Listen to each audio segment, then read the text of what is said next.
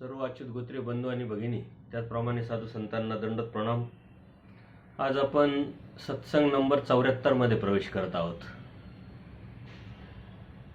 गेली 3 ते 4 सत्संगापासून आपण साधकाच्या परमेश्वराने सांगितलेले नित्यविधी आणि निमित्तविधी यावरती चिंतन करत आहोत।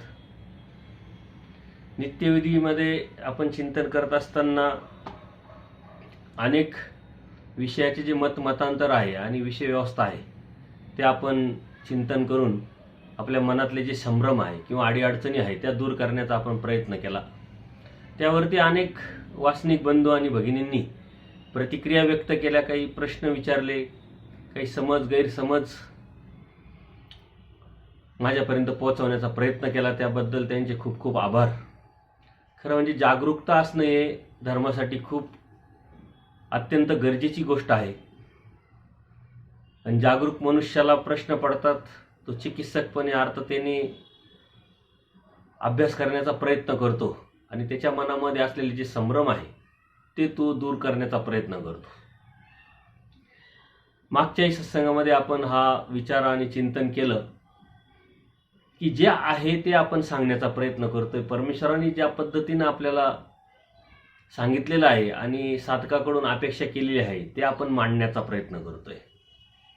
आजच्या घडीला याच्यामध्ये बऱ्याच विषय व्यवस्था झालेली आहे, कालानुक्रमे बदल झालेला आहे, ते आपल्याला दिसत नाही आणि त्यामुळं धर्मातलं जे वातावरण आहे ते साधकाला जितकं पोषक असायला हवं ते भेटत नसल्या कारणाने अनेक अडचणींना साधकांना तोंड द्यावं लागतं। मग तो नामधारक असेल, वासनिक असेल, साधू संत असतील, आचार्यगण असतील, सर्वांनाच या अडचणी आहे।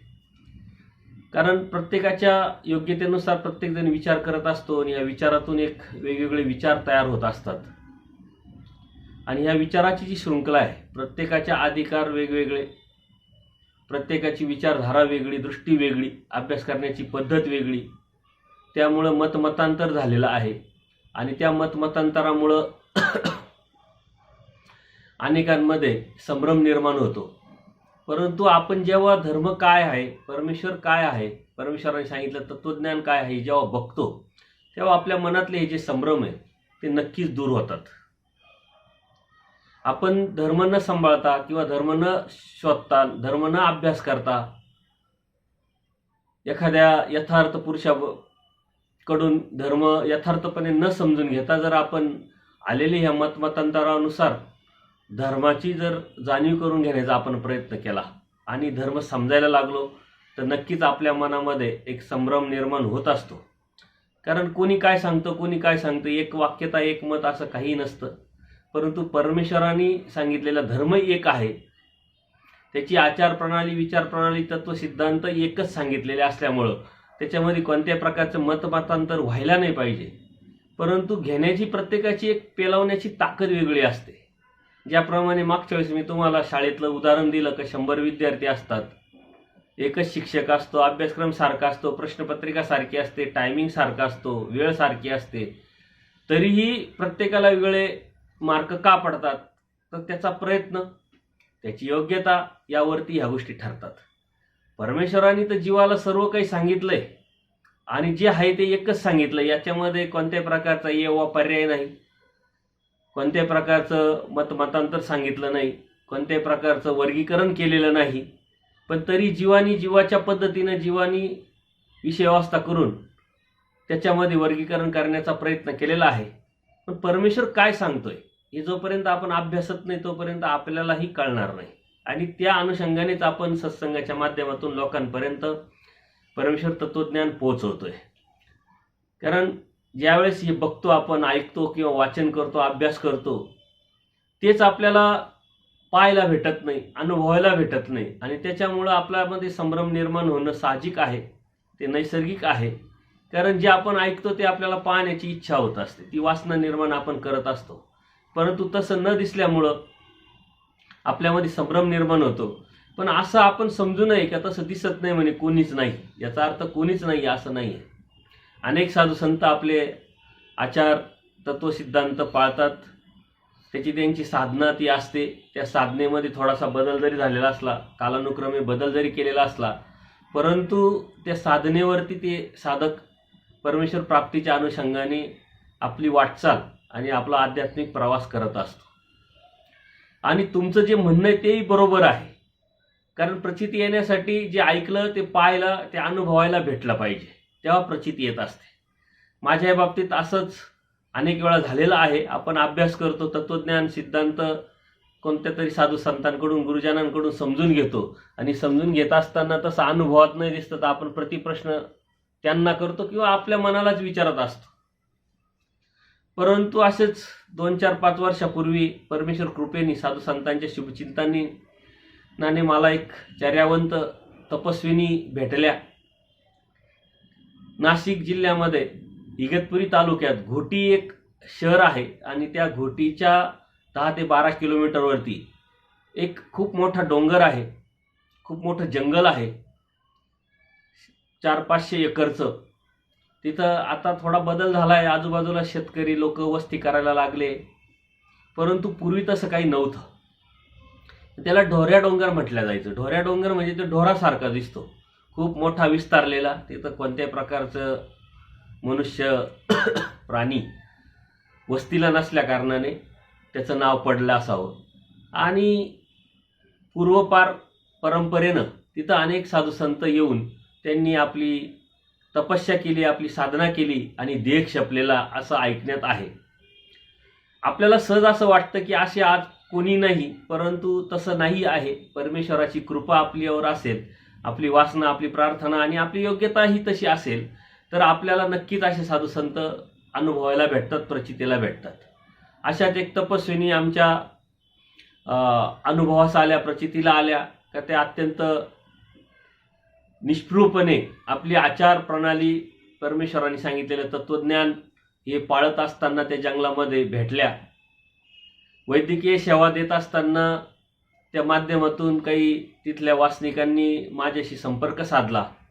त्या पडल्या होत्या आटन करताना, भिक्षेला जाताना, त्यामुळं त्या थोड्याशा आजारी पडल्या आणि म्हणून नाशिक येथे जेव्हा त्यांना वैद्यकीय सेवा देण्यासाठी आणलं त्यावेळेस त्यांची माझी भेट झाली. ॲडमिट करण्यासाठी त्यांना नाव विचारलं, त्यांनी नाव सांगितलं नाही, फक्त श्री चक्रधर म्हणायचे. नाव विचारलं तर श्री चक्रधर, मार्ग विचारला तर श्री चक्रधर, जिल्हा तालुका विचारला, काही विचारा, फक्त श्री चक्रधर सांगायच्या. आणि त्या कारणाने मीही असा हट्ट धरला नाही, माझ्याच नावाने त्यांना ॲडमिट केलं, वैद्यकीय सेवा दिली, त्यांना प्रार्थना केली. त्यांनी कोणत्याही प्रकारचा कपडा घेतला नाही माझ्याकडून, काही फळं घेतले नाही. फक्त डॉक्टरांनी सांगितलं की त्यांचं हिमोग्लोबिन अत्यंत कमी झालेलं आहे, शारीरिक क्षमता अत्यंत कमी झालेली आहे, त्यामुळे थकवा आलेला आहे, बाकी आजार काही नाही आहे. 3 ते 4% हिमोग्लोबिन आल्यानंतर डॉक्टर म्हटले एखादी व्यक्ती चालू शकत नाही, बोलू शकत नाही. पण आश्चर्य आहे, ही देवकृपा आहे की या तपस्विनी आजही चालतात, बोलतात, व्यवस्थित आहे. त्यांना कोणत्याही प्रकारचं एवढं पडून सुद्धा इंजुरी झाली नाही किंवा हातपाय मोडला नाही. तर त्यावेळेस एक प्रचिती आली की परमेश्वराचा देव आहे, जीवाचा देव आहे, पण त्या जीवाने परमेश्वराचं होऊन राहिलं पाहिजे. त्यांनी अत्यंत निष्ठुरपणे त्यांचा देह तिथं क्षपला.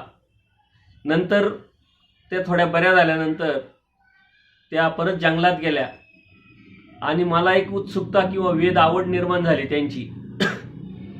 आणि मग मी काही साधक वर्गांना घेऊन मी त्या डोंगरात त्यांना भेटण्यासाठी एकदा गेलो. गेल्यानंतर ते भेटणं मुश्किल होतं, परंतु तिथं काही आदिवासी बांधव आहे, जे उपदेशी आहे, चांगल्या जाणीवेचे आहे, त्यांनीच फोन केलेला असल्यामुळं त्यांची माझी ओळख झालेली होती आणि म्हणून मी त्यांना कॉन्टॅक्ट केला. ते म्हटले भाऊ देवकृपा असेल तर आपल्याला त्या भेटू शकतात, कारण त्या जंगलात अत्यंत आतमध्ये राहतात, 3 ते 4 किलोमीटर चालावं लागेल, गाड्या जात नाही. परत ज्यावेळेस आपण जातोय त्यावेळेस त्यांनी आपल्याला पाहिला नाही पाहिजे, जर आपल्याला बघितलं तर त्या लपून जातात, भेटत नाही कोणाबरोबर. पण मी म्हटलं चला देवकृपा असेल, प्रार्थना करू. स्मरण करत करत आम्ही त्या जंगलात गेलो. माझ्याबरोबर 5-6 साधक होते. गेल्यानंतर त्या पाठमोरी बसलेल्या असल्यामुळं आम्ही ज्या बाजूनी जात होतो तिकडं पाठ असल्यामुळं त्यांना आम्ही काही दिसलो नाही. एका झाडाखाली त्या बसलेल्या होत्या. एका गुराख्याला विचारलं, गाई चारणारा, अरे कोणी अशा आई आहे का? कारण तिथल्या लोकांना बऱ्यापैकी माहीत झालं होतं की या तपस्विनी मानव संप्रदायाच्या आहे आणि त्या आपल्या आपल्या साधना करतात. त्यांनी सांगितलं की अशा अशा झाडाखाली त्या बसलेल्या आहे, तुम्ही जा. तर आम्ही गुपचूप कोणत्या प्रकारचा आवाज न करता, पावलं न वाजवता आम्ही गेल्यानंतर त्या पाठमोऱ्या बसल्या असल्यामुळे त्यांची माझी भेट झाली. ज्यावेळेस समोरासमोर नजरानजर झाली त्यावेळेस मला काय बोलावं हे सुचलंच नाही. मी भावनावेश झालो, थोडं रडलो, दंडोत घातला आणि त्यांच्या जवळ बसलो. त्यांना काही नेण्याचा प्रश्नच येत नाही, कारण त्यांनी कधी काही घेतलं नाही, त्या घेत नव्हत्या म्हणून मी काही नेलं नव्हतं. शांत झाल्यानंतर त्यांनी क्षमकुशल विचारलं, मी तब्येत विचारली त्यांची. त्यांनी एकच सांगितलं का तुम्ही आता इथून पुढे आम्हाला भेटायला येऊ नका. तर ही जी गोष्ट आहे मला खूप वेगळी वाटली, आश्चर्यजनक वाटली. आणि मग त्यांनी सांगितलं की साधक ज्यावेळेस साधना करतात त्यांना व्यत्यय येणार नाही याची आपण काळजी घेतली पाहिजे. आम्ही इथं देख छपायला आलेलो आहे, परमेश्वर प्राप्तीसाठी आलेलो आहे. त्याच्यामुळे आम्ही कोणीतरी आम्हाला भेटायला यावं, कोणीतरी आम्हाला द्यावं ही कोणत्या प्रकारची अपेक्षा नाही, आम्हाला काही कमी पण नाही. कारण तिथं 3 ते 4 किलोमीटरवरती गाव आहे. त्या गावांमध्ये आज ह्या गावात, उद्या त्या गावात, परवा त्या गावात असे 3 ते 4 किलोमीटरवरती भिक्षा मागायला जाणं आणि तिकडून आल्यानंतर दिवसभर जंगलात आपलं स्मरण करणं आणि रात्री एखाद्या वस्तीला, एखाद्या गावाच्या बाहेर एखादं आदिवासी समाजाचं एखादं घर असेल तर त्यांच्या पडवीत, ते बी घरात नाही, पडवीत जाऊन राहणे आणि पहाटेच ते लोक उठायच्या अगोदरच आपलं पुढं जंगलात जाणं असा त्यांचा नित्यक्रम होता. त्यांचं शुभचिंतन घेतलं, आशीर्वाद घेतला. पण एक शब्द त्यांनी मला दिला होता की जेव्हा गरज पडेल तेव्हा मी तुम्हाला सेवा देईल. आम्ही भेटलो, बोसलो आणि निघून आलो. त्यानंतर मी कधी त्यांना भेटायला गेलो नाही. परंतु 2 वर्षापूर्वी त्या अत्यंत कृश झाल्या, अशक्त झाल्या आणि मग एका धर्मबंधूंच्या माध्यमातून मला त्यांनी संपर्क साधला आणि मग त्यांना आम्ही नाशिकला आणलं, दवाखान्यात ॲडमिट केलं. त्या अत्यंत अशक्त झाल्या होत्या आणि त्यांनी मला स्पष्ट, नवरात्राची वेळ होती, स्पष्ट फक्त एकच प्रश्न विचारला त्यांनी मला की दसरा कधी आहे. माझ्या मनात पालचूक चुकली आणि हे दसराच का विचारताय.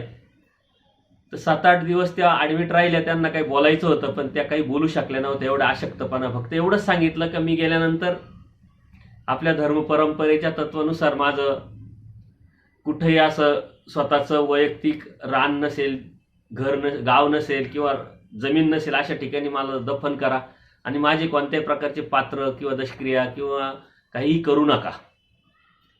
एवढंच निरोप त्यांनी मला दिला.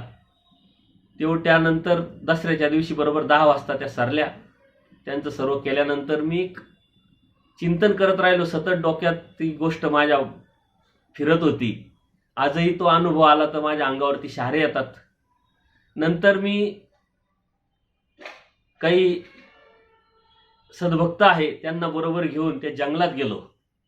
की जे आदिवासी जे वर्ग लोक आहे खरंच भाग्यवान, त्यांच्याशी मी संवाद साधला. त्या राहायच्या कशा, यायच्या कशा, बोलायच्या काय, सांगायच्या काय, ते ज्यावेळेस त्यांनी अनुभव सांगितले ते अगदी सूत्रपाठाच्या तत्वसिद्धांतानुसार जुळले. की त्यांनी कधी नवीन कपडा घातला नाही, कपडा कुणी दिला तर तो घेतला नाही, कुणी आलंय तरी काही फळं किंवा पूजा वगैरे त्यांनी कधी घेतली नाही. जरी एखाद्याने दिली तर ती नोट फाडून ते फेकून द्यायचे आणि समोरच्याला स्पष्ट सांगायचे का तू येऊ नको ना, आलाय तरी पूजेचा काही संबंध नाही माझा, मला देऊ नको, हे पैसे माझ्यासाठी माती समान आहेत. आपले देव, धर्म, चिंतन, स्मरण या व्यतिरिक्त त्यांनी काही केलं नाही. नंतर मला असं समजलं की त्या कोणत्या मार्गात होत्या, काय होत्या हे तर आजपर्यंत समजलं नाही, त्यांचं नाव पण माहीत नाही झालं. तर त्यांच्याबरोबर 2-3 साधक होत्या, तपस्विनी होत्या. त्या हळूहळू त्या निघून गेल्या, ह्या एकट्याच राहिल्या.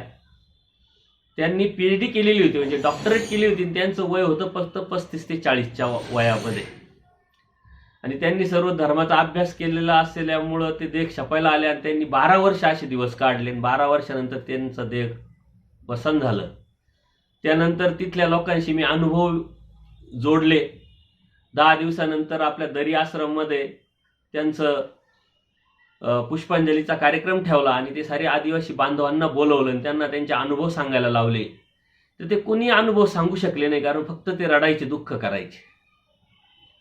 मग नंतर मी त्यांना शांत केल्यानंतर त्यांच्या घरी गेलो आणि त्यांचे अनुभव गप्पा मारता मारता काढले आणि ते लिखित स्वरूपात पुस्तक तयार केलेलं आहे की मी नाथ नागाईसा बघितली. नागपूर मधून अखिल भारतीय मानव महामंडळाचे जे महानुभाव संदेश हे पाक्षिक निघतं, त्याच्यामध्ये हे लेख येऊन गेलेले आहे आणि ते पुस्तक लगेच आपण थोड्या दिवसात प्रकाशित पण करणार आहोत. सांगण्याचं तात्पर्य काय की असे कितीतरी आजही साधक आहे का ते आपला आपला देव धर्म करत असताना देख शपतात. आत्ताही मी मागच्या आठवड्यात तिथं गेलो तर तिथं आजही 3 ते 4 साधक मला भेटले, काहींनी भेट दिली नाही.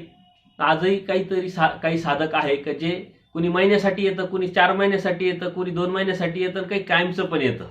पण त्या कायमच्या येणाऱ्या त्या तपस्विनी एकमेव आम्हाला अनुभवास आल्या. आज आहे कोणी म्हणतं आम्ही 4 महिन्यासाठी आलोय, कोणी म्हणतं 1 महिन्यासाठी आलोय, कोणी 8 दिवसासाठी, जो अनुभव घेण्यासाठी आलेले राहतात. परंतु परमेश्वरांनी सांगितलेल्या तत्वावरती चालणारे अनेक साधू संत आजही आहे आणि म्हणूनच धर्माची सी घडी ती व्यवस्थित बसलेली आहे. 2-4% जसे हाताचे बोट सारखे नसतात तसे कुणी सारखं या जगात तुम्हाला दिसणार नाही. व्यक्ती तेवढ्या प्रवृत्ती असतात, प्रत्येकाची विचारधारा वेगळी असते, योग्यता वेगळी असते, जोड वेगळी असते आणि प्रयत्न पण वेगळा असतो. त्यामुळं आपण हे तत्वज्ञानावरती चिंतन करत असताना आपल्या मनामध्ये हे संभ्रम होणं साहजिक आहे. कारण नित्यविधी जेव्हा आपण बघतो, आटन विजन भिक्षा भोजन स्मरण निद्रा प्रसाद सेवा यावरती जेव्हा चिंतन करतो आपण, त्यावेळेस आपल्याला असं सहजच वाटून जातं की असं तर कोणी दिसत नाही ना, असं तर परमेश्वराने सांगितलंय, तर मग नसेलच तर असं काही नाही आहे. आजही माझ्याकडे कितीतरी साधू संत येतात, ज्यावेळेस त्यांना मी आमंत्रित करतो किंवा त्यांना उपहारासाठी विनंती करतो तरी ते म्हणतात भाऊ मी एक घर तरी भिक्षा मागून येतो. ते कुठं खाली जातात कॉलनीत, एक घर भिक्षा मागून येतात, मग आपल्याकडचं ते स्वीकारतात. तर असे कितीतरी साधक आहे की जे आचार आपल्याला करताना दिसतात, फक्त ती आपली इच्छा वासना असली पाहिजे. आपली तशी योग्यता आहे तसेच साधक आपल्याला भेटत असतात, आपली पात्रता जशी आहे तसेच आपल्याला साधक सुद्धा भेटत असतात. त्याच्यामुळं आपण आपल्या मनामध्ये ही शंका घेणं चुकीचं आहे की आज कोणी नाही. आज अनेक आहे, फक्त आपल्या नशिबी किंवा आपल्या प्रयत्नात आपण कमी पडत असल्यामुळं किंवा आपली योग्यता तशी नसल्यामुळं आपल्याला त्यांचं दर्शन घडत नाही. असा विचार करून अनेक साधू संत आज आहे. परमेश्वराकडे हीच प्रार्थना करत राहावी की त्यांचं दर्शन व्हावं, त्यांच्या ठिकाणी काही क्रिया घडावी आणि तोच गुण आमच्यामध्ये सुद्धा उपजावा, असा प्रार्थना करून आपण आपला आध्यात्मिक प्रवास केला पाहिजे.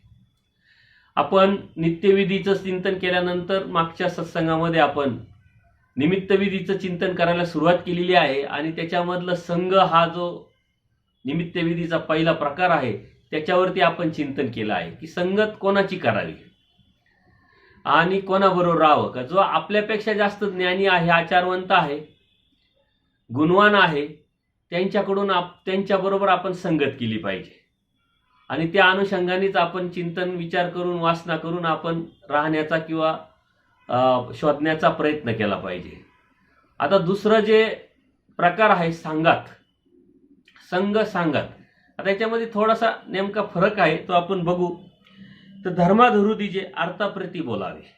सांगात करत असताना म्हणजे कोणाच्या बरोबर राहायचं किंवा कोणाला बरोबर ठेवायचंय. अर्थापरी बोलावे. परमेश्वर सांगितलं जो अर्थवंत आहे त्याला धर्म सांगावा. कोणाला आपल्याला काहीतरी येतंय, समजतंय, काहीतरी कळतंय म्हणून कोणाला आपण सांगण्यात काही अर्थ नाही. ज्याच्यामध्ये अर्थता आहे त्याला आपण सांगावं. आता ह्यावरती तुम्ही मनात सहज शंका येईल की आपण सोशल मीडियावरती मोबाईलच्या माध्यमातून सत्संगाचा संवाद साधत आहोत, तर इथं कोण अर्थवंत? समोर तर कोणीच नाहीये आणि मग कसं काय आपण बोलतो? तुम्हाला सांगतो, जो अर्थवंत आहे तोच 1 तासाचा सत्संग ऐकण्यासाठी वेळ काढतात, शांतपणे वेळ काढतात. ज्याला अर्थता आहे तोच समजून घेतो, त्याला अर्थता आहे तोच प्रतिक्रिया देतो, प्रश्न विचारतो आणि ते शोधण्याचा प्रयत्न करतोय. अर्थतेशिवाय धर्मकार्य किंवा धर्म अभ्यास किंवा धर्मचिंतन कोणीही करू शकत नाही. त्या अर्थतेशिवायच हे चालत नाही. तर आपण सुद्धा अर्थता आहे म्हणून तुमच्यापर्यंत पोहोचवतोय, तुम्हाला अर्थता आहे म्हणून ते तुम्ही ऐकताय. अनेक साधू संत आज सोशल मीडियाच्या माध्यमातून अभ्यास वासनिकांचा घेतात, पोथी घेतात. तर त्याचा कसा आपण सदुपयोग करून घेतो त्याच्यावरती या साऱ्या गोष्टी आहे. तर धर्माधरू दिजे म्हणजे धर्माला आधार द्यायचा आहे. आता धर्म समर्थ आहे, परमेश्वराचा धर्म परमेश्वरासारखाच समर्थ आहे, त्याला आपण आधार देऊ शकत नाही. परंतु जे धर्माचे जे नामधारक आहे, वासनिक आहे, साधू संत आहे, ज्या ज्या ठिकाणी आपल्याला आपल्या योग्यतेनुसार आधार देण्याची वेळ येईल, परिस्थिती येईल, त्यावेळेस आपण तो दिला पाहिजे. आणि ही निमित्त विधी आहे, कारण आपल्याला फक्त एकच क्रिया माहिती आहे, अन्नदान. आणि अन्नदान ते श्रेष्ठ दान. परंतु दानाचे अनेक प्रकार आहे. जी गोष्टीची गरज आहे ते दान देणं ते योग्यच आहे आणि त्याची किंमत पण अनमोल आहे. त्याच्यामुळं आपण असा विचार केला पाहिजे की धर्माधरू देत असताना विधी अविधीचे शास्त्राचे ज्ञान काढण्यासाठी एखाद्या ज्ञानियाची जवळीक करावी आणि प्रसन्नतापूर्वक त्यांच्या जवळून शास्त्र काढावे. प्रसन्नतापूर्वक जोपर्यंत साधू संतांची प्रसन्नता आपल्याला लाभत नाही किंवा लाभणार नाही तोपर्यंत ते पण आपल्याला शास्त्र सांगत नाही. त्यांनाही आपण योग्यतेचे वाटलं पाहिजे, त्या पात्रतेचे वाटलं पाहिजे, आपली अर्थता दिसली पाहिजे, तेव्हाच ते शास्त्र सांगतात. तर असे साधू संतांची सांगत करावी आपण. त्यांच्याकडून प्रसन्नतापूर्वक आपलं हे शास्त्र आहे प्रेमपूर्वक आपलेपणाने काढण्याचा प्रयत्न करावा. आणि जे अर्थवंत आहेत त्यांनाच ते सांगावं, प्रसंगानुरूप सांगावं, ज्याच्या योग्यतेनुसार सांगावं. म्हणजे आपण कोणाच्या सांगत राहायचं आणि आपल्याला आपण कोणाला सांगतीला घ्यायचं, हा निमित्त विधी आहे. परमेश्वरांनी या गोष्टी अनेक लीळांच्या माध्यमातून आपल्याला सांगितलेलं आहे. आज त्यातली आपण एक लीळा बघू. आचार्यत्व आज्ञापनी भटी क्षेपीन म्हणणे. म्हणजे देवाचा पूजा अवसर झालेला असतो. निंबातळी आसनी परमेश्वर उपविष्ट असतात, बसलेले असतात आणि परमेश्वराची निरूपणाची प्रवृत्ती झालेली आहे. परंतु त्याच वेळेस भट म्हणजे आचार्य काही व्यापार करीत आले, व्यापार करून आले, त्यानंतर दंडोत घातली, श्रीचरणा लागले आणि जवळच बसले. जवळ बसायला लागल्याबरोबर देव त्यांना सांगतात आचार्य हो बसा. म्हणजे आचार्यांना प्रथम देवानी आचार्य म्हणून घोषित केलं. ती लीळा आज आपण बघतोय. असं भटोबासांना आचार्य हो बसा असं म्हटल्यानंतर आचार्यांना खूप आश्चर्य वाटलं आणि ते अत्यंत आश्चर्यपूर्वक देवाकडे ते बघायला लागले. हे काही जी म्हटले, कारण त्यांना प्रथमच देवाने आचार्य म्हटल्यानंतर त्यांना प्रथम ते खूप वेगळं वाटलं, कारण त्या अगोदर असा प्रसंग घडला होता. आचार्य नरक हे सूत्राच्या माध्यमातून परमेश्वराने निरूपण केलेलं होतं आणि आचार्यांनी स्पष्ट त्यांना विचारलं का देवा तुम्ही कालच सांगितलं निरूपणामध्ये का आचार्य नरक आणि मला तुम्ही आज आचार्य म्हणताय, मग मी नरकाचं काही जोडलंय का, मी दुःखात जाणार आहे का. त्यांना खूप दुःख झालं. परंतु देवाने त्यांना धीर दिला आणि त्यांना सांगितलं तैसा तू परतारक आचार्य नव्हे, तसा तू आचार्य नाही म्हटले. ते आचार्य वेगळे आणि तसा तू आचार्य नव्हे. तू परतारको आचार्य नव्हे सिकिंगा, तू प्राणियाती अनिष्टापासून काढून इष्टी लाविता आचार्य की. तू ह्या जीवाला अनिष्टापासून काढतो, काढणारा आहे, अनेक जीवाला तुम्ही निमित्त होणार आहे, अशा पद्धतीचे तुम्ही आचार्य आहात. तुझेनी मुख्य अशास्त्री न निघे की. स्पष्ट परमेश्वरांनी वर दिला आचार्यांना त्यावेळेस की तुमच्या मुखातून आजपासून अशास्त्र कधी निघणार नाही. परंतु आचार्यांच्या मनात किंवा महत्वाकांक्षा किंवा वासना वेगळी होती.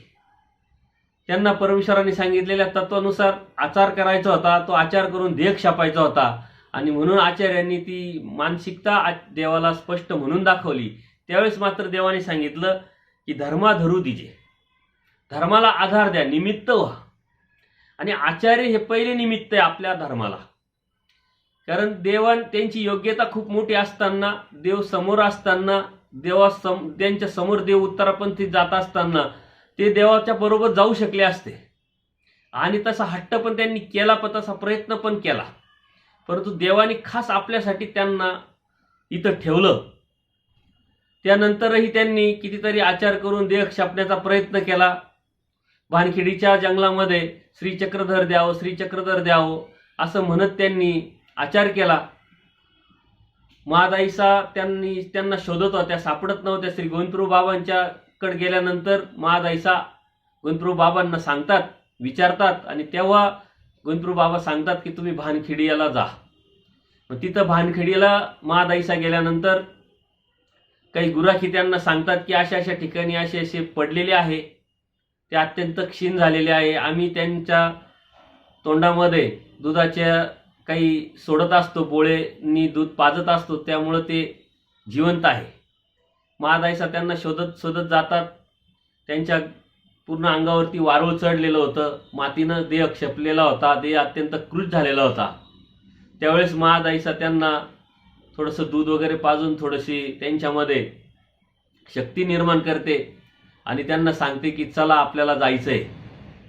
म्हणजे कुठे माझा देव? माझा देव श्री चक्रधर. ते म्हणे गोविंदप्रभू बाबांकडे जायचंय. तो म्हणे माझा देव नव्हे.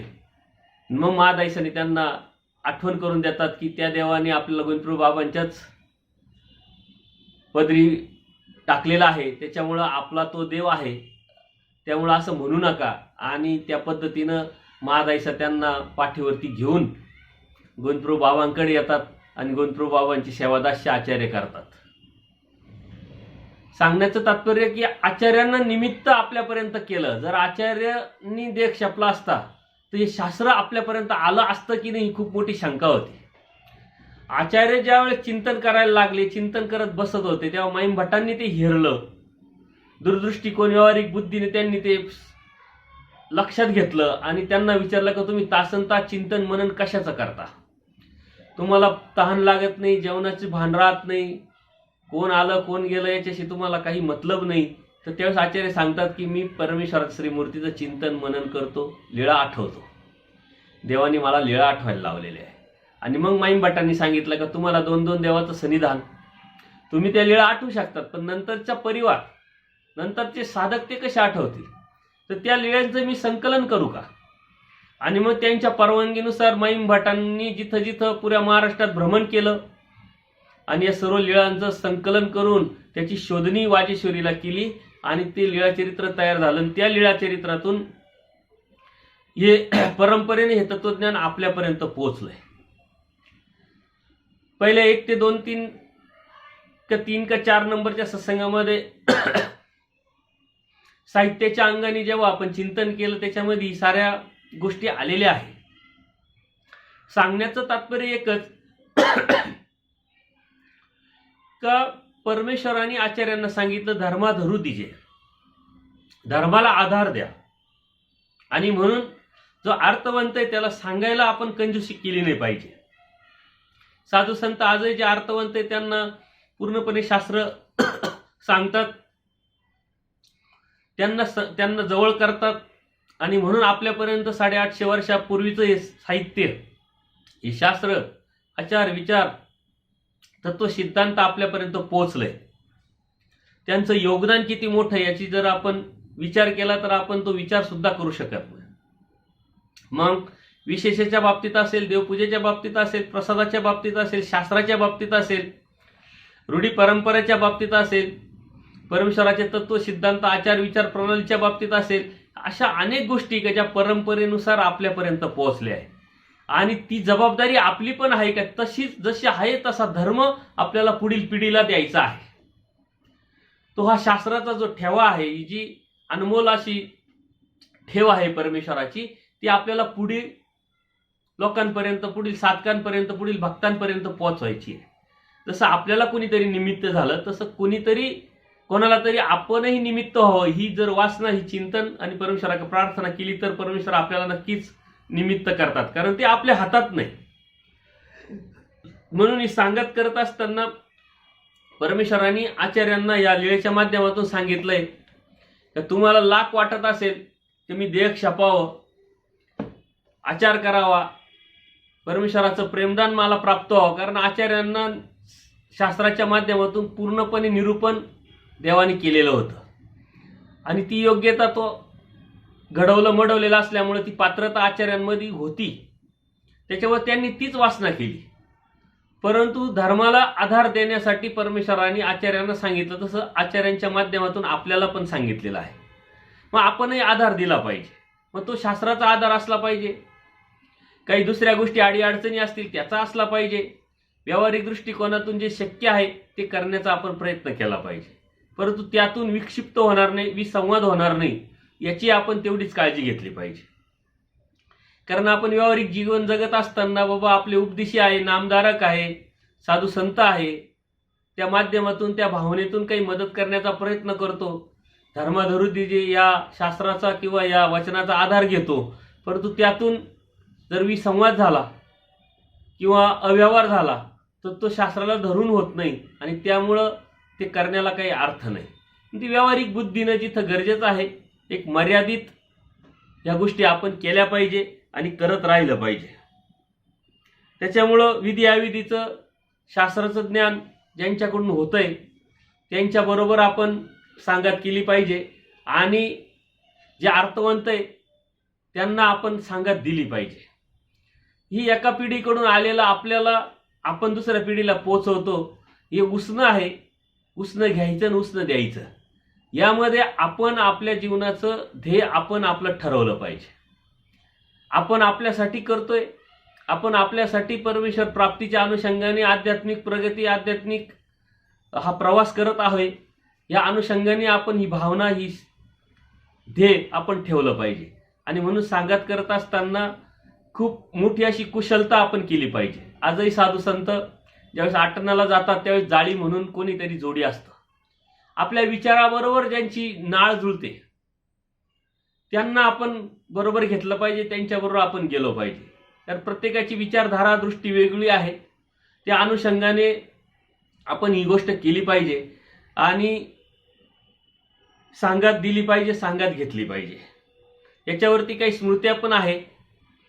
या सांगातीतूनच अनेक साधक या अविधीला किंवा अधर्माला किंवा धर्मापासून पडलेल्याला वाचवलेलं दिसतं, तर ते पुढं आपल्या चिंतनामध्ये येणार आहे. तर ही सांगात, ही जी संघ आणि सांगात ही जी गोष्ट आहे ही आपण आटन विजन म्हणजे नित्यविधी करताना ज्यावेळेस असे प्रसंग येतात कोणाबरोबर जाण्याचे, कोणाला बरोबर घेण्याचे, त्यावेळेस करायचं असतं. नित्यविधी सोडून द्यायचे मग आता हा श्रेष्ठ विधी आहे म्हणून कोणाबरोबर जायचं, कोणाला बरोबर घ्यायचं याच्यातच जर आपण अडकून गेलो तर परमेश्वर प्राप्ती आपल्यासाठी अत्यंत दुर्मिळ अशी गोष्ट होऊन जाईल. ही सूक्ष्म अशी फरक आहे, तो फरक आपण समजून घेतला पाहिजे. मागच्या वेळेस मी बोललो होतो, कॉलेजचं उदाहरण दिलं होतं, त्याचं चिंतन आपण केलं, त्यावरती प्रतिक्रिया बऱ्याचशा सद्भक्तांच्या आल्या. तर ह्या गोष्टी समजून घेण्याच्या गोष्टी आहे. श्रेष्ठ आहे निमित्तविधी 100% खरं आहे, कारण यातून आपल्या एकट्याचं न होता दुसऱ्यांना निमित्त होतं, दुसऱ्यांचं भलं होतं, दुसऱ्याचं हित होतं. पण त्याच्या पुढे जाऊन जर आपण विचार केला तर जीव जीवाचं कधी भलं करून देत नाही, करू शकत नाही. त्याच्यामुळे परमेश्वर कृपेने जर तसा प्रसंग आला आणि परमेश्वराने कोणत्या तरी साधकासाठी, कोणत्या तरी भक्तासाठी जर आपल्याला निमित्त केलं तर आपण नक्कीच निमित्त व्हावं. त्याच्यामुळं ह्या गोष्टी आपण समजून घेतल्या पाहिजे. त्याच्यात अडकून न पडता त्यावेळेला कोणता निर्णय, कोणतं योग्य, कोणतं अयोग्य, ही कुशलता, ही व्यावहारिकता आपल्या मनामध्ये असली पाहिजे. जसं थोडक्यात उदाहरण देतो, आपण सकाळी उठलो, आपण सांसारिक माणसं आहे, सकाळी आंघोळ वगैरे केल्यानंतर देवपूजा केली आणि आपल्याला दररोज पारायण करण्याचं एक संस्कार असतात. आपण पारायण करायला लागलो. पारायण करत असताना अचानक कोणीतरी दरवाजाची बेल वाजवली, घरच्यांनी दरवाजा उघडला आणि कोणी साधू किंवा तपस्विनी आपल्या घरामध्ये आले, हे आपण बघितलं. आता जर आपल्याला तो सेन्स नसेल, तो व्यावहारिकता नसेल आणि आपल्या डोक्यामध्ये फक्त नित्यविधी हा गोष्ट जर घडलेली असेल तर त्यावरती आपण जर ठाम असेल तर आपण त्याच्याकडे दुर्लक्ष करून आपल्याला असं वाटेल की आमच्या विधीमध्ये अडथळा मारायला आलेले, अडथळा करायला आलेले, आपण त्यांच्याकडे न बघता आपला नित्यविधीच करत राहू, तर हे चुकीचं आहे, हा दोष आहे. ज्यावेळेस नित्यविधी करत असताना कोणी साधक येतात का आपण तो थांबून आपल्यासाठी त्यावेळेस त्या नित्यविधीपेक्षा तो निमित्तविधी श्रेष्ठ आहे. मग आपण उठून त्यांना दंडवत वगैरे, त्यांनी क्षेमकुशल येण्याचं प्रयोजन जे बी असेल त्यांचं, चहा पाण्याची वेळ, उदकाची वेळ, पिढा हरणाची वेळ ती आपण पाळली पाहिजे. तर हे आपण लक्षात घेतलं पाहिजे. किंवा आपण आटन करत असताना कोणीतरी आपल्याला भेटलं साधक, त्यावेळेस त्यांना आपण महत्त्व दिलं पाहिजे. त्यावेळेस त्यांची अडचण असेल तर त्या अनुषंगाने आपण धर्माला धर दिला पाहिजे, त्यांची अडचण दूर केली पाहिजे. तर आपला नित्यविधी मात्र याच्यात खंड न पडता तो अखंड सातत्य ठेवून चालता चालता ज्यावेळेस असे निमित्तविधीचे परमेश्वर संधी आपल्याला देतात, निमित्तविधीची सेवा करायला आपल्याला देतात, निमित्त करतात आपल्याला, त्यावेळेस मात्र तो निमित्तविधी आपल्यासाठी श्रेष्ठ आहे आणि त्यावेळेस आपण तो पाळला पाहिजे. ही गोष्ट लक्षात घ्या. कारण नित्यविधीमध्ये आपल्या स्वतःचं एकट्याचं साधना होते आणि परमेश्वर प्राप्त आपल्याला करता येतो. निमित्तविधीमध्ये आपण अनेकांना निमित्त होतो, परंतु मग ते सर्व सोडून फक्त अनेक सूत्रांचं त्याला प्रमाण देऊन आपण जर तेच करत राहिलो तर नित्यविधी आपण विसरून जातो आणि त्यातून जी मलिनत्व आपल्यामध्ये येण्याची शक्यता असते ती येत असते. आणि म्हणून आजही तो प्रकार आपल्याला साधकांमध्ये दिसतो, आपल्यामध्ये सुद्धा तो येऊ शकतो आहे, हे लक्षात घेतलं पाहिजे. कारण तो व्यावहारिक सेन्स आहे.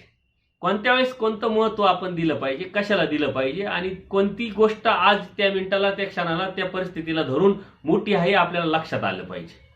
तर त्यावेळेस आपण या गोष्टी पाळल्या पाहिजे. दुसरी आहे भेट. तिसरं जे निमित्तविधी आहे भेट, संग, सांगात आणि भेट. आपले सकळी निरोध परिहरोनी इथीच्या संबंधा जायचे, मग तो म्हणे ते कीजे. मागच्याच वेळेस आपल्या नित्यविधीच्या अनुषंगाने आपण ज्यावेळेस हे प्रसाद सेवा बघतो होतो त्यावेळेस ही लीळा आपण अभ्यासलेली आहे, त्याचं चिंतन पण आपण केलेलं आहे. तर त्यावेळेस भेट आपण घेतली पाहिजे. परंतु कोणत्या वेळेस आपण आता स्नान करायला चाललोय, स्नानाच्या रस्त्यावरती एखादा मार्ग आहे, साधू संत आहे, रस्त्याने चालताना दिसतात, त्यांचा विधी करतात, त्यावेळेस आपण थांबलो पाहिजे, 2 मिनिटं त्यांचं दर्शन घेतलं पाहिजे, क्षेमकुशल विचारलं पाहिजे, काही आपल्याला क्रिया करता आली तर केली पाहिजे आणि मग पुढे गेलो पाहिजे. आपण काही कामानिमित्तानं आपण चाललो आहे, त्या रस्त्यावरती एखादं स्थान आपल्याला लागतंय, ते आपण 2 मिनिटं लागतं, जास्त वेळ लागत नाही, आपण स्थान केलं पाहिजे, वेळात वेळ काढून तिथं गेलो पाहिजे, ती वेळ आठवली पाहिजे आणि नंतरच पुढे गेलो पाहिजे. कामं भरपूर आहे, कामं करायला आपण सारं आयुष्य दिलेलं आहे, त्याच्यामुळे वेळ कधीच गेलेली नसते आणि वेळ कधी झालेली पण नसते, हे लक्षात घ्या. आणि देवपूजा वगैरे करायला खूप कमी वेळ लागतो. सर्वात कमी वेळ आपल्याला काय लागतो, धार्मिकता करायला. कारण आपण विचार करा, दिवसभराच्या 12 तासामध्ये आपण किती वेळा देवपूजा करतो, किती वेळ करतो, परत किती वेळा चिंतन करतो, किती वेळ करतो, अभ्यासाच्या बाबतीत किती वेळा करतो आणि किती वेळ करतो. ह्या जर वेळ आणि आपला कर्मराट काम करण्याचा वेळ किंवा संसारात किंवा काम करण्यामध्ये आपला जो वेळ जातो त्याच्यामध्ये हे सेकंदात, मिनिटात असेल तर ते तासात आहे. त्याच्यामुळं आपण कुठं वेळ द्यायला पाहिजे हे आपल्या सर्वस्वी अभ्यासावरती आणि जाणीवेवरती ठरतं. आणि म्हणून आपण हा विचार केला पाहिजे का भेट घ्यायची आहे, बळच न घेता आपण काम करत असताना घेतली पाहिजे. जर यदा कधी तसा योगच आला नाही, बऱ्याच दिवस आपण प्रवास केला नाही, स्थान आपल्याला करायला भेटलं नाही, साधू संत आपल्याला भेटले नाही, तर मग आपण वेळात वेळ काढून आपण आठवड्यात एकदा, 15 दिवसात एकदा, महिन्यात एकदा साधू संतांचं दर्शन, कुठंतरी आजूबाजूला मार्ग असतात तिथं गेलं पाहिजे, त्यांच्याकडून काही शास्त्र ऐकलं पाहिजे. एखाद्या ठिकाणी जवळ जर स्थान असेल, 8 दिवसात, 15 दिवसात, महिन्यात आपण गेलो पाहिजे. किंवा धर्माचे कार्यक्रम होत असतात तर त्यामध्ये सहभागी झालं पाहिजे.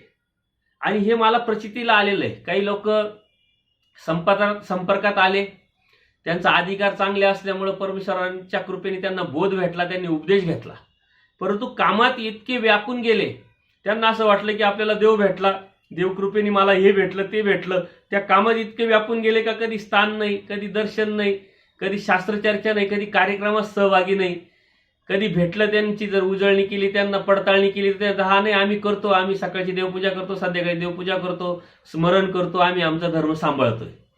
परंतु हे बाकीचं न केल्यामुळं काही दिवसानंतर त्यांच्यामध्ये मलिनत्व आलेलं दिसलं, काही लोकांचा बोध सुद्धा गेलेला दिसला.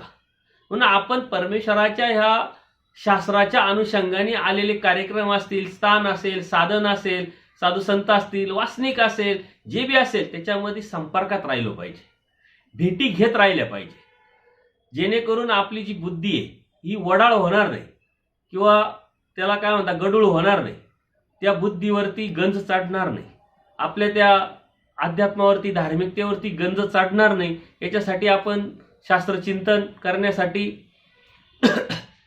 नामधारक असेल तर त्यांनी वासनिक असेल तर साधू संत अशांच्या भेटी घेतल्या पाहिजे, दर्शन घेतलं पाहिजे, शास्त्र चर्चा केली पाहिजे. उलट मी तर म्हणतो अन्यवार्ता करू नका, कारण परमेश्वराने स्पष्ट सांगितलं अन्यवार्ता करण्यापेक्षा निद्राचा. आपण जेव्हा बी कोणी दोन नामधारक भेटतो, वासनिक भेटतात, साधू संत भेटतात, थोडं का होईना जितका वेळ भेटला तितकं शास्त्रचर्चा केली पाहिजे.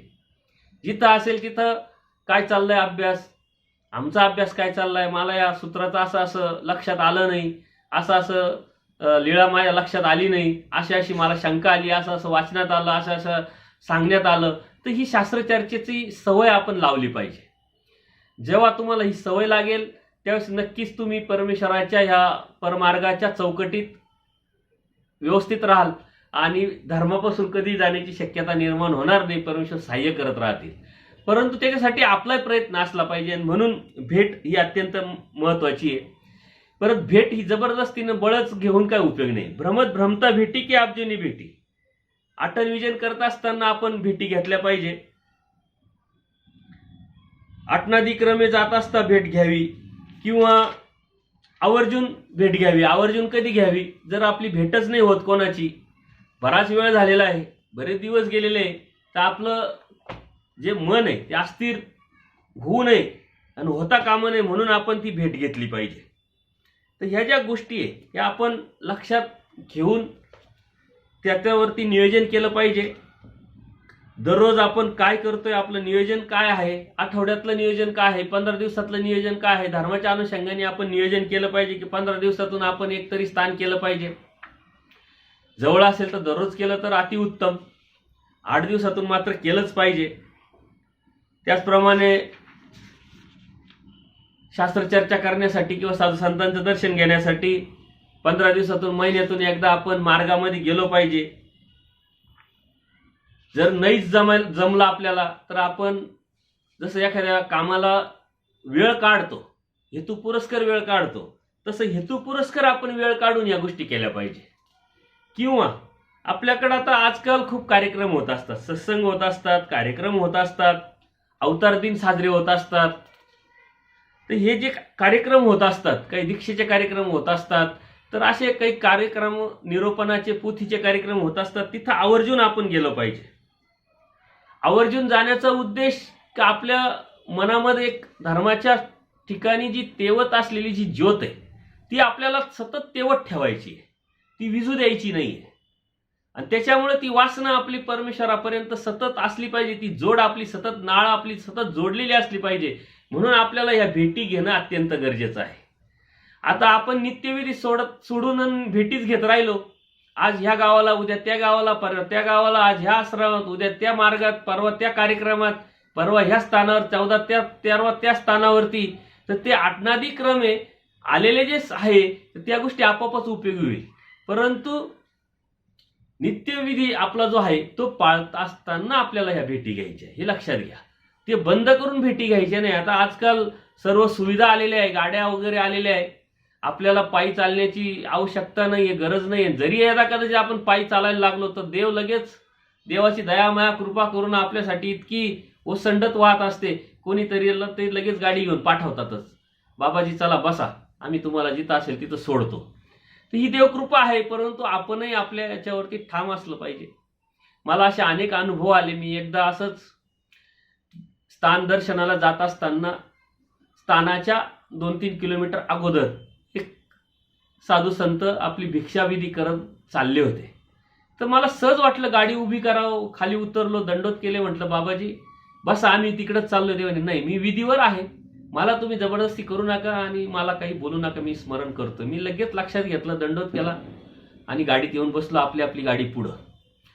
परंतु आपण अशा वेळेस काय करतो की हे अज्ञान मला खूप ठिकाणी दिसलं का नाही बाबा असं चला, तुमची सेवा घडलीच पाहिजे, ते असं करूच नका, 2 घास घ्याच, मग जबरदस्ती, मग ते बाबांना शुगर झालेली असते, अडचण असते, गोळ्या औषध चालू असतं, याचा विचार न करता नाही आमचं काहीतरी घ्याच, गोड घ्याच, म्हणजे ते आजारी पडण्या इतपत आपण ती क्रिया जबरदस्ती करतो.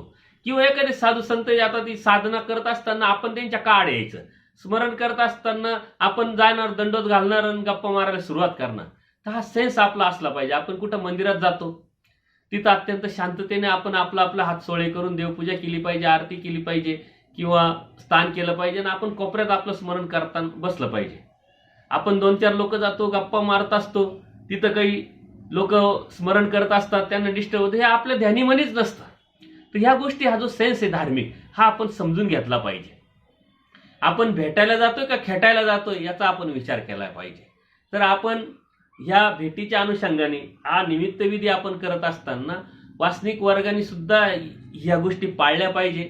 आणि साधक तर या गोष्टी पाळतात, त्यांना ते ज्ञान असतं म्हणूनच ते साधना करत असतात.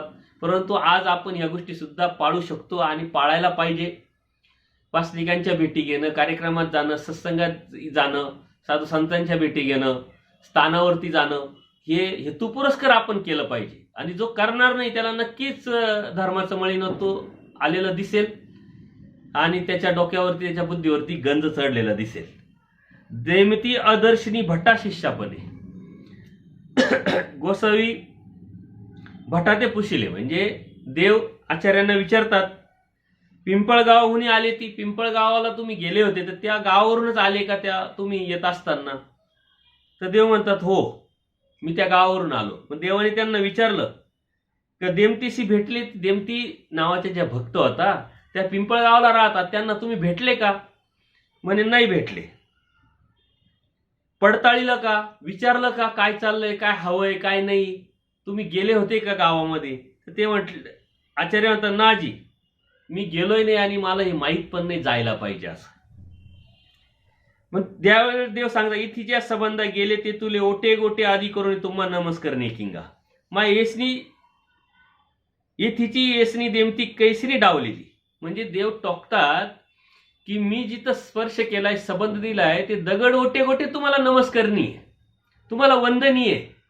आणि ह्या चालत्या बोलत्या देमती तुम्ही त्यांना ना त्यांची भेट घेतली ना त्यांना पडताळलं, असं कसं शक्य आहे?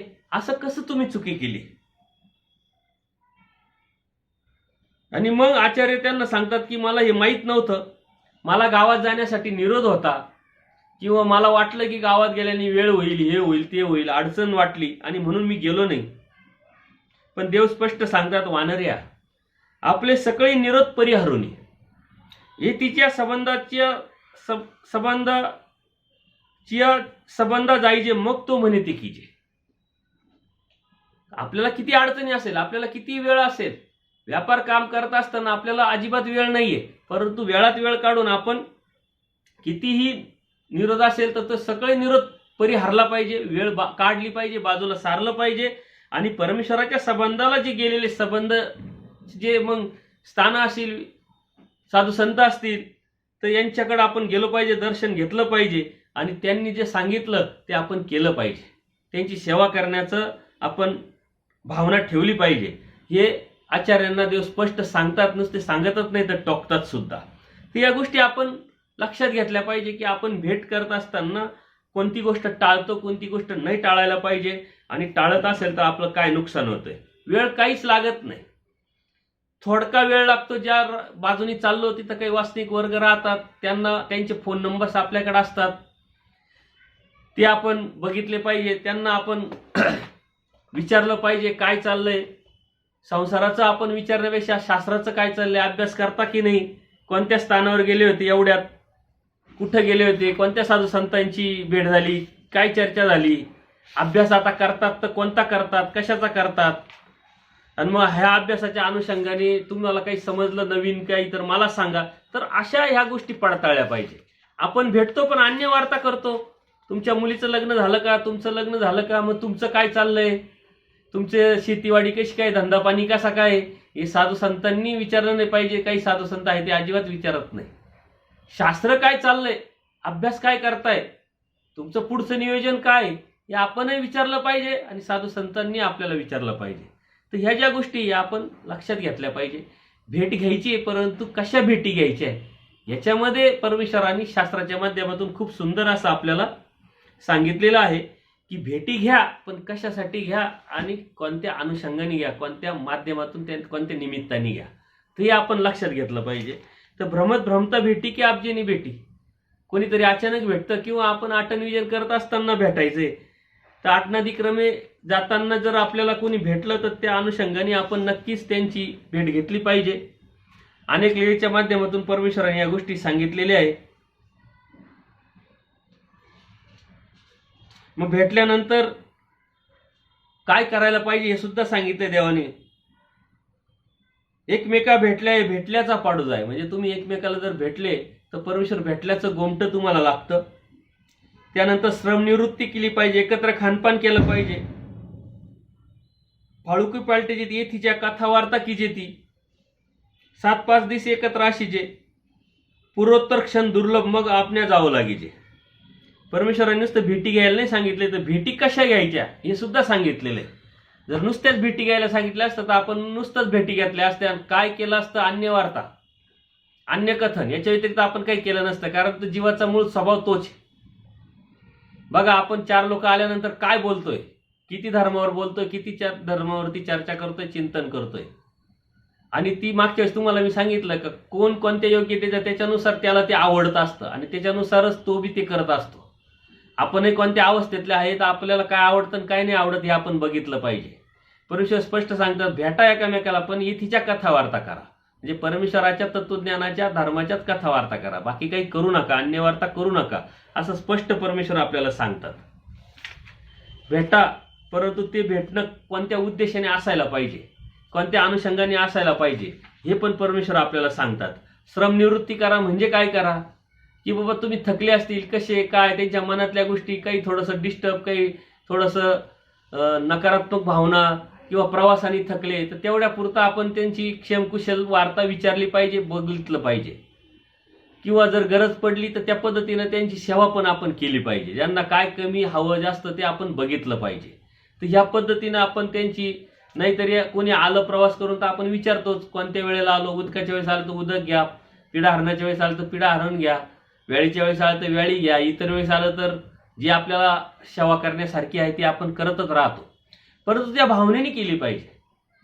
हे आपल्याला भेटले किंवा हे आपल्याकडे आले म्हणजे परमेश्वराने आपल्याकडे पाठवलंय आणि हे भेटले म्हणजे आता आपल्याला देव भेटणार आहे अशी वासना आपली, अशी प्रार्थना किंवा आपली इच्छा, अशी भावना आपली असली पाहिजे. नाही तर आपला चेहरा जर त्रासिक झाला, कोणी साधू संत आले किंवा वासनिक आले तर मग त्या भेटण्याला काही अर्थ नाही.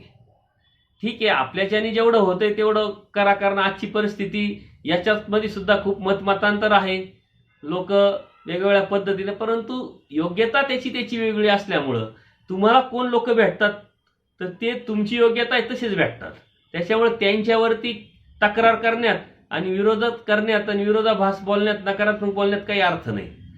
जर तुम्हाला वाटत असेल की योग्य साधक, योग्य वासनिक, योग्य लोक आपल्याला भेटले पाहिजे तर ती योग्यता आपल्यामध्ये कशी निर्माण होईल याचा विचार करा. ती योग्यता निर्माण जर झाली तर आपोआपच योग्य माणसांना योग्य माणसं भेटत राहतात. ती देवबरोबर संयोग आणतात, घडवतात आणि आपल्याला ते भेटत राहतात. तर आपली बी तशी योग्यता, वासना असली पाहिजे. त्यानंतर शेवटची जी निमित्तविधीचा प्रकार आहे तो शुश्रूषा. आपल्या पडिल्याची शुश्रूषा कीजे. आपला म्हणजे जो परमार्गातला आहे, जो परमेश्वराचा आहे, जो बोधवंत आहे, वेदवंत आहे, जो नामधारक आहे, वासनिक आहे किंवा जे साधू संत आहे, आचारवंत आहे, अशांची शुश्रूषा केली पाहिजे. आता शुश्रूषा हा विषय शरीराशी निगडीत आहे. कारण शारीरिक त्याचा थकवा आला, आजार आला, काही अनुषंगाने जर त्यांच्यामध्ये कमतरता भासली तर त्या अनुषंगाने आपण आपलं कर्तव्य केलं पाहिजे की हा आपला आहे, आपल्या देवाचा आहे, धर्माचा आहे, तर आपण त्यांची सेवा केली पाहिजे. मग वैद्यकीय सेवेच्या माध्यमातून करा, जशी गरज असेल तशी करा, कोणत्या पद्धतीने करा, पण करा हे महत्त्वाचं आहे. आणि ही आपल्याची पडल्याची शुश्रूषा आपण केली पाहिजे. तर एक वेळेस नाथोबा ज्वरी पडताळणी शुश्रूषा विधी निरूपण. नाथोबांना ज्वर आलेला आहे, ताप आलेला आहे आणि त्याच वेळेस नेमकं त्यांचं अगदी क्षीण झालं, शरीर थकलं, त्यांना ते जेवण जात नाही, त्यांना ते कपडे कसे घालावे याची सुद्धा सूद नाही, ते नग्न फिरायला लागले. आणि अचानक देवाने त्यांना बघितल्यानंतर त्यांना, इतर भक्तांना ते सांगतात, तुम्ही अवघे असता या ते पांघरुणा ते काही, तुम्ही एवढे आहे तर यांच्या अंगावरती एक पांघरुण नाही, एक कपडा नाहीये, असं का बरं? तर भक्तिजन त्यांना सांगतात, नाजी हे आपण पे सांभाळले, स्वतःहून सांभाळत नाही, ते कपडे टाकून देतात म्हणे.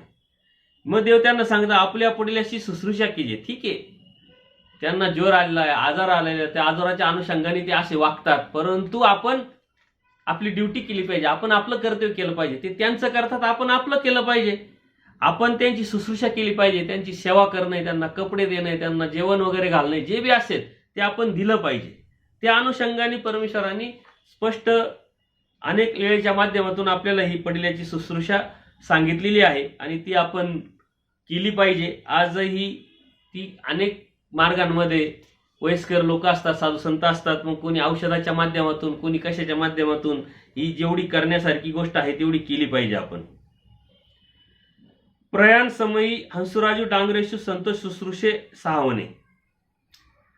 परमेश्वर विजय करण्याची प्रवृत्ती त्यांना झाली, तर संतोष नावाचे जे भक्त आहे ते अशक्त झाले. त्यांना परमेश्वराबरोबर चालवेना किंवा एवढी अशक्त झाले का ते चालू शकत नव्हते, प्रवास करू शकत नव्हते. त्यांना ज्वर आलेला होता, ताप आलेला होता. मग त्यांची शुश्रूषा करण्यासाठी देवानी हंसराजाला सांगितलं का तुम्ही राहा, यांची शुश्रूषा करा. आणि त्यावेळेस हंसराजाने देवाला विचारलं की मी शुश्रूषा करायला तयार आहे देवा, तुम्ही सांगितलं, पण मला जोडी कोण? आणि मग देव म्हणतात डांगरेश तुमच्या जोडीला. मग डांगरेशाला ते थांबवतात आणि देवा त्यांना हंसराजाला स्पष्ट सांगतात की आपल्या पडिल्याची शुश्रूषा करायला पाहिजे, तुम्हाला ही सेवा आम्ही आमच्याकडून देतोय, तुम्ही त्यांची सेवा करा. तुम्हाला जोडी कोणाला लागत नाही, परंतु वाटत असेल तर डांगरेश नावाचे जे कुत्रा होता देवाच्या सन्निधानात, त्यांना ते त्यांच्या सन्निधानात म्हणजे त्यांच्या जोडीला ठेवतात, जेणेकरून त्यांच्या मनात भीती राहणार नाही. अशा पद्धतीनं अशक्ताचं तन मन धनाने आपण त्यांची अशक्तपणा, त्यांचा आजार जाईपर्यंत शुश्रूषा केली पाहिजे. परत नुसतं आजाराने पडलेले त्यांची शुश्रूषा केली पाहिजे का? नाही. मग काही लोक मानसिके पडलेले असतात, काही आचाराने विचाराने पडलेले असतात, तर त्यांची पण आपण शुश्रूषा केली पाहिजे. ते पण एक आचारच आहे, तो पण एक शुश्रूषाच आहे. एखादा कोणाला तरी आपण नामाला, कोणाच्या तरी बोधाला आपण निमित्त झालो पाहिजे, कोणाच्या तरी अनुसरणाला निमित्त झालं पाहिजे, कोणाच्या तरी आचरणाला आपण निमित्त झालं पाहिजे. ती योग्यता आपली असायला पाहिजे. नाहीतर आपण दुसरे सांगे ब्रह्मज्ञान, आपण कोरडे पाषाण असंही नाही, दुसऱ्यांना सांगायचं तुम्ही हे करा, तुम्ही ते करा, आपण काहीच करायचं नाही. असं न होता आपण ते करतोय, तेव्हाच ती नैतिक जबाबदारी आपल्याला प्राप्त होते. एक असे साधू असतात आणि एक आई असते. ती आई आपल्या मुलाला त्या साधूंकडे घेऊन येते. तक्रार काय करते की हा मुलगा खूप गुळ खातोय म्हणे, याला काहीतरी सांगा म्हणे. तर साधूंना बी प्रश्न पडला. ते म्हणे बाई आता तू आहे ना 8 दिवसांनी याला घेऊन ये, मग मी याला उपाय देतो, सांगतो. आईला वाटलं ठीक आहे, आता बाबा काहीतरी उपाय सांगतील, परंतु आज त्यांना वेळ नसेल किंवा त्यांच्याकडे औषध नसेल, म्हणून ती आई 8 दिवसानंतर परत त्या मुलाला घेऊन जाते. आणि मग बाबा त्यांना सांगतात बाळा हा गुळ खाणं चांगलं नाही, गुळाने त्रास होतो, शरीरामध्ये व्याधी निर्माण होतात, तर तू आजपासून खात नको जाऊ. तो मुलगा म्हटलं ठीक आहे बाबा मी नाही खाणार. त्या आईला आश्चर्य वाटतं की हीच गोष्ट ते 8 दिवसापूर्वी सांगू शकत होते, का बरं असं घेतलं, का बरं इतका वेळ घेतला? तर आईने विचारलं, त्या बाईने विचारलं, बाबा तुम्ही 8 दिवसापूर्वी ही गोष्ट सांगू शकत होते, मग आज 8 दिवसानंतर परत बोलवलं आम्हाला सांगताय, मग अगोदरच का नाही सांगितलं? तर बाबा त्यांना सांगतात का आई त्यावेळेस मी पण जास्त गुळ खायचं, मला त्याच्यावरती पहिलं नियमन करावं लागेल, माझ्यामध्ये ती नैतिकता निर्माण करावी लागेल, तेव्हा मी सांगितलं तर त्याला पटेल. मी ते बंद केलं पहिले आणि मग मी आता याला सांगितलं तर हा समजला आणि हा तिथून प्रवृत्त होऊ शकतो. तशी आपली नैतिकता आपण निर्माण केली पाहिजे. जेवढी नैतिकता आहे, जेवढी मर्यादा आहे, जेवढी आपली पात्रता आहे तेवढंच आपण सांगितलं पाहिजे. जर आपली लायकी नसताना आपण कोणाला काही सांगत बसलो आणि कोणाला काही सल्ले देत बसलो, कोणाकडून काही अपेक्षा केल्या, तर ते कसं होणार, त्याचा काही उपयोग होणार नाही. ते अन्य वार्तेमध्ये जाईल, लोक नकारात्मक भावनेने आपल्याकडे पाहतील आणि आपल्यालाही दोष लागेल, आपल्यालाही कोणाचं तरी मन दुखवण्याचं दोष लागल्यामुळं आपणही धर्मापासून दूर जाण्याची शक्यता निर्माण होईल. म्हणून कोणाच्या चर्येला प्रवृत्त होताना, दृढ करताना, ज्ञान सांगताना किंवा काही गोष्टीला तर आपण निमित्त व्हायचंय, परंतु कसं निमित्त व्हायचंय, शुश्रूषा करायची तर कशी करायची. एक स्मृती येते, 2 साधक असतात आणि ते साधक जाळी करून ते अटन विजन भिक्षा भोजन करत करत जात असताना एका गावात गेल्यानंतर ते सांगतात की तू ह्या बाजूनी जा, मी ह्या बाजूनी जातो, अशा अशा ठिकाणी आपण अशा अशा दिवसाला भेटू. त्या पद्धतीने त्यांनी अटन विजन आपलं साधना चालू केली ठरल्याप्रमाणे त्यांचं आटन विजन गावाना गावे जात जात जात जात ज्या ठिकाणी भेटायला पाहिजे त्या ठिकाणी एक साधक जाऊन पोचला. दुसरा साधक काही पोचला नाही. त्याला आश्चर्य वाटलं की यायला पाहिजे होता बरोबर एवढ्याच वेळेत. 1 दिवस झाला, 2 दिवस झाले, मग त्यांना असं वाटलं की काहीतरी गडबड होती. म्हणून ते परत उलटे तसं चालत चालत गेल्यानंतर एका गावामध्ये ते एका तेलिनीच्या घरी ते घाण्यावर बसलेले दिसले. आणि मग त्यांना आश्चर्य वाटलं. आणि मग ते त्यांना जाऊन पडताळतात, विचारतात, सांगतात, त्यांना तिथून काढतात, शास्त्र समजून सांगतात. आणि मग त्यांना नुसत्या एका जड पदार्थाची सवय लागल्यामुळे ते त्या जड पदार्थाच्या अभिलाषेपोटी तिथंच ते कामाला लागले. त्याच्या बदल्यात आपल्याला खायला भेटल या अनुषंगाने. परंतु दुसऱ्या साधकांनी बरोबर शुश्रूषेच्या अनुषंगाने त्यांना बरोबर तिथं काढलं. धर्मावरून ते गेले असते, प्रमादी झाले असते, पण परत धर्माला लावलं, दृढ केलं. त्याचं पूर्ण निमित्त त्यांनी ती कुशलता, ती व्यावहारिक बुद्धी तिथं वापरली. पण आपल्याला कोणी असं जाणवलं की अरे हा उपदेशी होता, परंतु हा आता थोडा मळीनत्व झालेला आहे, त्याच्यामध्ये तो धार्मिकता व्यवस्थित करत नाही, कार्यक्रम करत नाही. आपण हेतुपुरस्कार केलं पाहिजे, विचारलं पाहिजे, काही अडचणी असल्या तर समजलं पाहिजे, समजून घेतलं पाहिजे, आणि काही मदत करता आली तर केली पाहिजे.